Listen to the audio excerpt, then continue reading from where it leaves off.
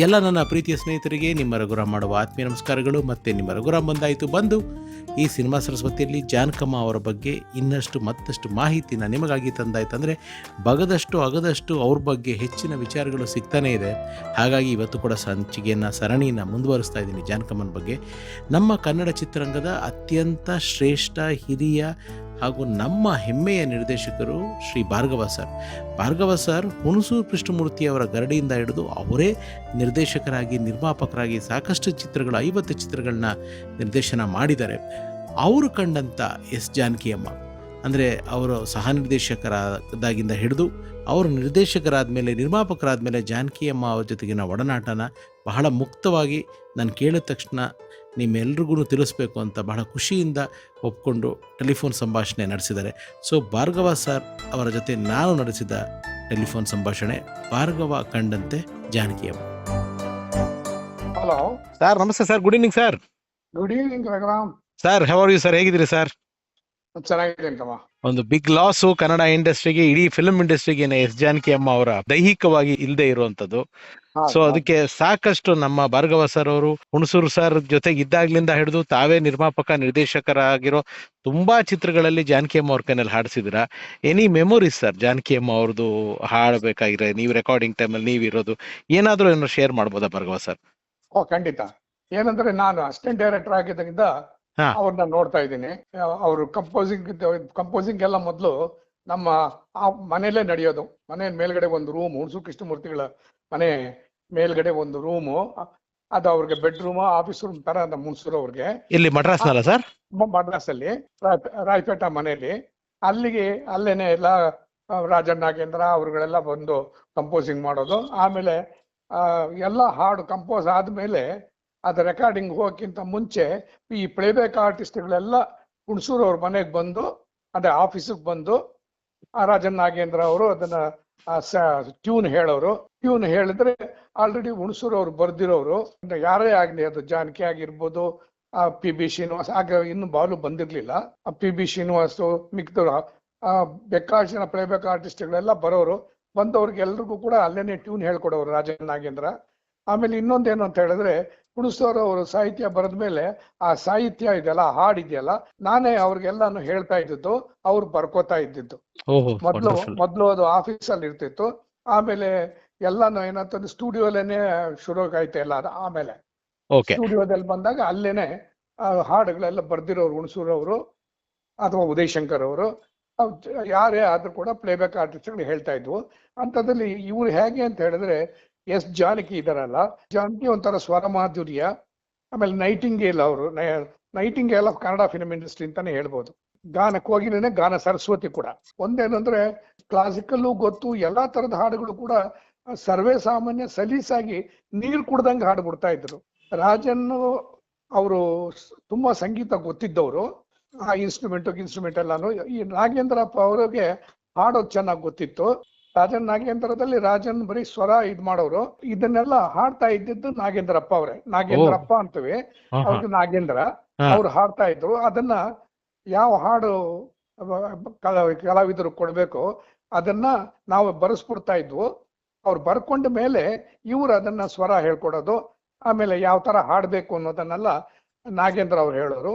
ಅದನ್ನ ಜಾನಕಿ ಅವರು ಏನಂದ್ರೆ, ಜಾನಕಿ ಅವ್ರ ಹತ್ರ ಏನಂತ ಹೇಳಿದ್ರೆ, ಅವ್ರೇನು ದೊಡ್ಡ ಪುಸ್ತಕ A4 ಶೀಟ್ ಪೇಪರ್ ಎಲ್ಲ ತರ್ತಾ ಇರ್ಲಿಲ್ಲ. ಕೇವಲ ಒಂದು ಚಿಕ್ಕ ಪುಸ್ತಕ ಅಂದ್ರೆ ಡೈರಿಗಿಂತ ಒಂಚೂರು ದೊಡ್ಡದು. ಅದನ್ನೇ ನೀವು ನೋಡಿರ್ಬೋದು. ಎಲ್ಲಾ ತರಲ್ಲೂ ಕೂಡ ಅದೇ ಪುಸ್ತಕ. ಅದರಲ್ಲಿ ಹಾಡನ್ನು ಬರ್ಕೊಡೋರು. ಅಕಸ್ಮಾತ್ ಅದಕ್ಕೆ ಏನಾದ್ರು ಸ್ವರ ಬೇಕು ಅಂದ್ರೂ ಕೂಡ ಸ್ವರಾನು ಕೂಡ ಅದರಲ್ಲೇ ಬರ್ಕೊಳ್ಳೋರು.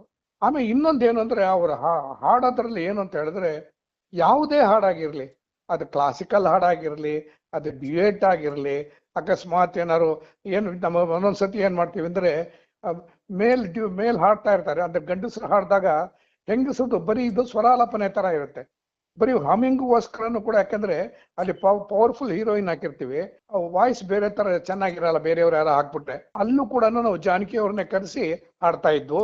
ಹಲವಾರು ಹಾಡುಗಳೆಲ್ಲ ಹಂಗೇನೆ ಇದೆ. ರಾಜನ್ ನಾಗೇಂದ್ರದಲ್ಲಿ ವೈಶಿಷ್ಟ್ಯ ಏನು ಅಂತ ಹೇಳಿದ್ರೆ, ಅವರು ನಾಗೇಂದ್ರ ಅವರು ಹಾಡು ಹೇಳ್ಕೊಡೋರು. ರೆಕಾರ್ಡಿಂಗ್ ರೂಮ್, ವಾಯ್ಸ್ ರೂಮ್ಗೆ ಹೋದ್ರೆ ನಿಮಗ್ ಗೊತ್ತಾಗೋದೇ ಇಲ್ಲ ಜಾನಕಿ ಹೆಂಗಿರ್ತಾರೆ ಅಂದ್ರೆ, ಒಂದು ಅವ್ರು ಹೆಂಗ್ ನಿಂತ್ಕೊಂಡಿರ್ತಾರೋ ಹಾಗೆ ನಿಂತ್ಕೊಂಡಿರ್ತಾರೆ. ಅವ್ರು ಹಾಡೋದ್ರಲ್ಲಿ ಏನಿರುತ್ತೆ ಎಲ್ಲಾನು ಹಾಡ್ಬೇಕು ಅಂತ ಹೇಳಿದಾಗ ಆ ಗಂಟ್ಲಲ್ಲಿ ಆ ಸ್ವರದಲ್ಲಿ ಇರುತ್ತೆ. ಗಂಟ್ಲಲ್ಲಿ ಯಾವ ತರ ಬೇಕು, ಯಾವ ತರ ಹೇಳ್ಬೇಕು ಅನ್ನೋದನ್ನ ನಾವು ಮೊದ್ಲೇ ಹೇಳಿರ್ತೀವಿ. ನಾವು ಕತೆ ಹೇಳಿರ್ತೀವಿ ಅದಕ್ಕೆ, ಈ ಹಾಡು ಯಾರ್ಗೆ ಏನ್ ಕತೆ ಅಂತ.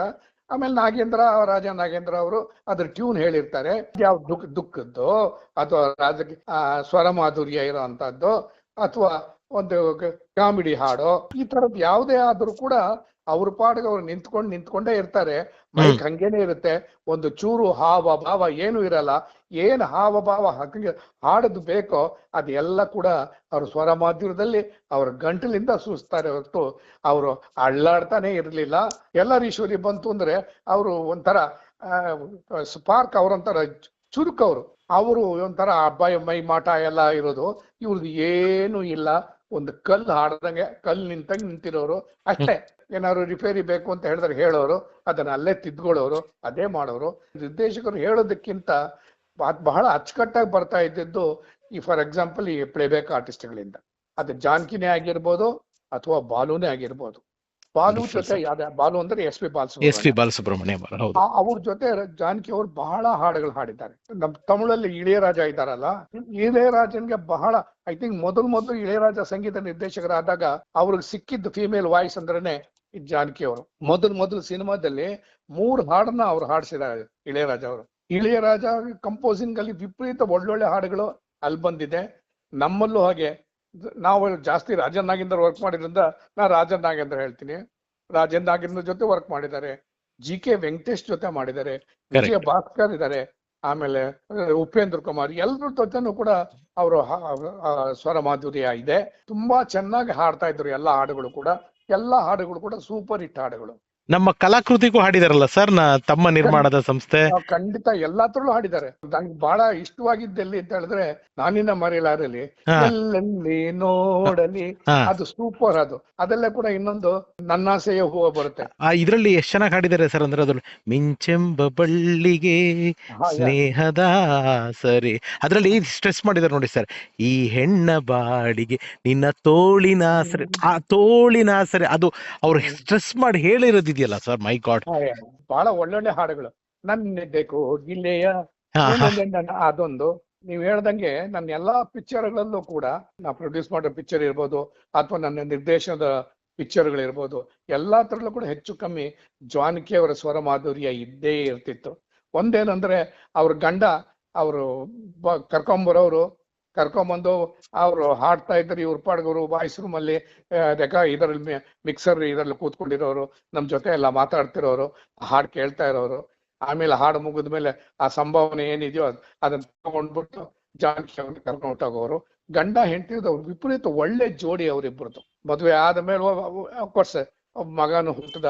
ಮಗ ಪಾಪ ಬಹಳ ದಿವಸ ಜೊತೆಯಲ್ಲೇ ಇದ್ದ. ಆಮೇಲೆ ಇತ್ತೀಚೆಗೆ ಅವನು ಕೂಡ ದೂರ ಆಗ್ಬಿಟ್ಟ. ಜನವರಿ ಅದೊಂದು ಕೊರಗು. ಆಮೇಲೆ ಇನ್ನೊಂದೇನಂದ್ರೆ ನಮಗೆ ನಮ್ಮ ಕರ್ನಾಟಕಕ್ಕೆ ನಾವು ಅದೃಷ್ಟ ಪಡ್ಕೊಂಡ್ ಬಂದವರು. ಯಾಕೆ ಅಂತ ಹೇಳಿದ್ರೆ ಇಬ್ರು ದೊಡ್ಡ ಕಲಾವಿದರುಗಳು, ಒಂದು SP Balasubrahmanyam and S Janaki, ಇಬ್ರು ಕೂಡ ತೆಲುಗಿನವರೇ. ಅವ್ರು ಕರ್ನಾಟಕದಲ್ಲಿ ಹುಟ್ಟದವರಲ್ಲ, ಬಟ್ ವಿಪರೀತ ಹಾಡುಗಳನ್ನ ಹಾಡಿದ್ದೆ ಅವರು ಕರ್ನಾಟಕದಲ್ಲಿ. ಬಾಲಸುಬ್ರಹ್ಮಣ್ಯಂ ಹೇಳ್ತಾ ಇದ್ರು, ಮುಂದಿನ ಜನ್ಮ ಅಂತ ಒಂದಿದ್ರೆ ನಾನು ಕರ್ನಾಟಕದಲ್ಲೇ ಹುಡ್ತೀನಿ ಅಂತ ಹೇಳ್ತಾ ಇದ್ರು. ನೋಡಿ ಸರ್, ಎಂತ ಮಾತದು.